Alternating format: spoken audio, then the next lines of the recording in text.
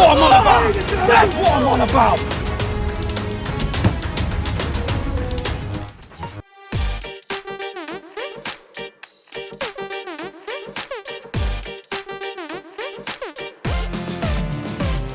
Hello boys and girls, and welcome to the preview and the predicted lineup. Arsenal against Manchester City tomorrow. Oh my word, what a game. The hardest one we could have possibly asked for at this moment in time. The best team in the Premier League by an absolute mile. The champions elect. And rightly so, because they have been phenomenal. Pep Guardiola deserves a lot of credit for the way that Manchester City are doing things right now. Their winning run is just phenomenal.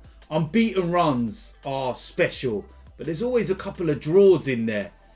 A winning run just shows how consistent you actually are. And it's staggering because at the start of the season, Manchester City were finding things a little difficult, and there were a lot of question marks about Pep Guardiola and whether he'd actually lost his mojo. But I'll tell you something, the way he's turned things around and the way they're playing right now is just an absolute credit to him and what he's doing as a manager. They're losing players during this period, likes of Kevin De Bruyne, Aguero. And whoever comes in just slots in. It's effortless. And that's testament to the manager and the management team. And also the players, because it's absolutely staggering, and we've got our work cut out if we want to win this game or even get something from it, or as some people are suggesting, to stop even getting battered. Our record at the Emirates against Manchester City is horrendous, and we always seem to get absolutely slapped whenever we play them.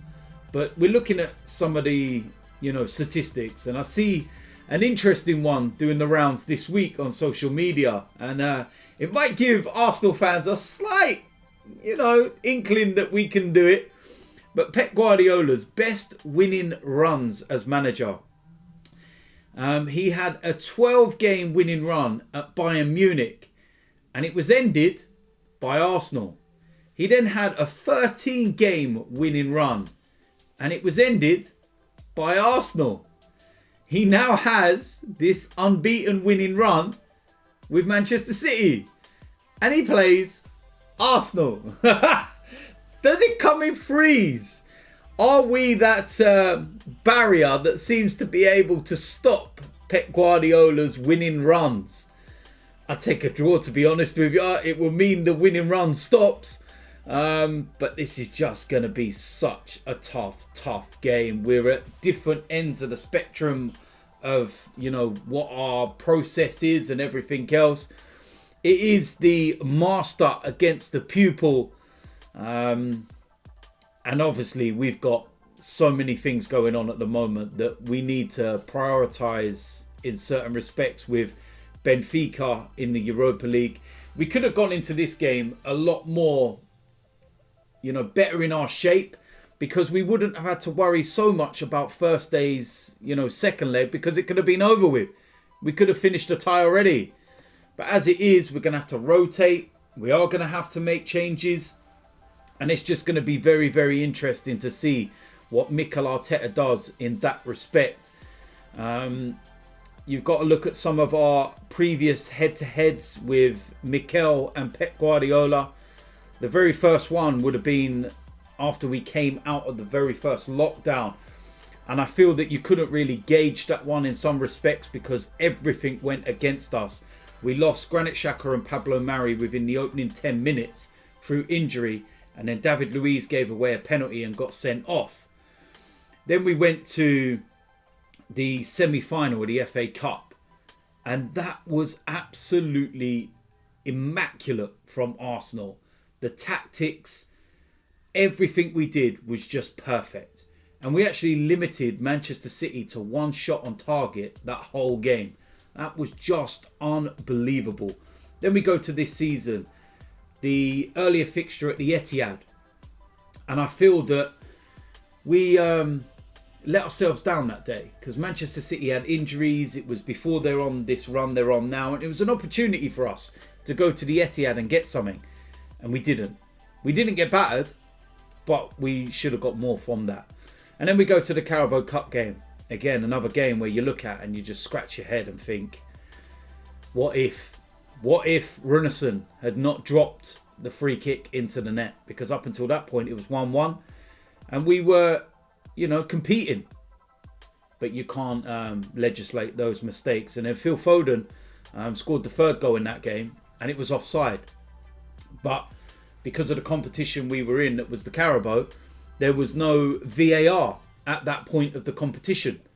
And if there was, they would have shown it was clearly offside. How's your luck? But yeah, it's going to be a huge game. Team selection is going to be vital. And we do need to make changes. And we do need to think about Thursday as well. So with that said, this is my 1 to 11. Starting off in goal, Leno. Very, very straightforward. This is a player in the position that plays each week. It's as very simple as that. Now we're going to move into the defence. And first of all, on the right-hand side, I'm going to go with Cedric. I would like to see him on the right-hand side. I would like to see how he actually does in his more natural position. So that's what I'm going to go with. Right centre-back, I'm going to go with David Luiz. And I feel that he is one player that we could use in this game to try and help beat the press and the style that Manchester City play. So that's what I'm going to go with. Left centre-back, I'm going to make a change and I'm going to go with Pablo Mari. Very unfortunate to pick up his injury at the time that he did because he was playing and playing well. I'm going to bring Gabriel out for one game. I think that he's been very good of late and it's just about giving him a bit of a breather. Left back, I'm going to go with Tierney. And I'm not listening to any of this about saving for Thursday. And he needs to get up to speed. He needs to get match sharpness. When he came on against Benfica, you could see that he was rusty. So we need to get that rustiness out of his system. And that's what I'm going to go with. The midfield too, I think this, takes care of itself, to be quite honest with you. No Thomas Partey. Could be in contention for Thursday, but don't risk him for this game. So I feel that we're going to go with Dani Ceballos and Granit Xhaka. And like I said, I think this takes care of itself because we don't really have many options. The likes of Joe Willock is not at the club at the moment. He's out on loan. And I don't want to see Mohamed El Neni in there. Too defensive-minded for a team like Manchester City. You're just inviting pressure. So that's what I'm going to go with. Now, the attacking three. Going to make some changes. First of all, on the right-hand side, Nicola Pepe deserves his opportunity. I'm going to bring Saka out of the side. He's played a lot of games, a lot of minutes. And I know he's important, but he's also important for Thursday. So that's why I'm bringing Pepe in. In the number 10, Martin Ødegaard. Very, very impressed with his performance against Benfica. I feel that Emil Smith-Rowe is starting to run on empty a little bit at the moment. And he needs, a rest. And Ødegaard, it's another opportunity for him. His fitness looks really good. And I'd like to see him in this game, that's for sure. On the left of the three, I'm going to go with Gabriel Martinelli, a player that's had been, very stop-start of late. And it's not anything to do with him. It's the fact that he's had an injury, comes back, gets a knock, comes back, gets a knock. There's no real consistency to his game. And it's been tough for him. But it's an opportunity for him to get out there, get some minutes and, get in the faces of Manchester City because they won't like that. So that's what I'm going to go with. Up front, as the main striker, Alexandre Lacazette. And I think that's, pretty straightforward for me. Bring Aubameyang out. I will keep him back for Thursday. Eddie Nketiah is not going to play. And I feel that Lacazette's been a little bit unfortunate to be missing the last couple of games. So I'm going to bring him back in. And that is going to be my 11.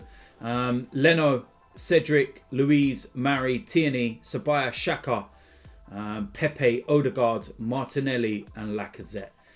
I think that's a strong lineup. Given the changes and everything else, I think that is 5 changes to the starting lineup that played against Benfica. But in terms of its strength, it doesn't really make us that much weaker, to be honest. I just feel it's needs must with the likes of Saka and everything else. And I still think that's a very strong lineup and strong enough to be able to give Manchester City a good game. Whether they will be able to is a different matter. But I think that's a strong enough lineup. I'm happy with that, and I think that that's decent enough for me. But as usual, let me know in the comment section whether you agree or disagree. If you disagree, what players would you change? I think the formation is pretty straightforward now. It's what we're going to go with, 4-2-3-1. But in terms of personnel, please let me know in the comment section. So if you're new around here, make sure you hit the subscribe button. Make sure you smash a like on this video. And I will see you lot soon. I'm out of here.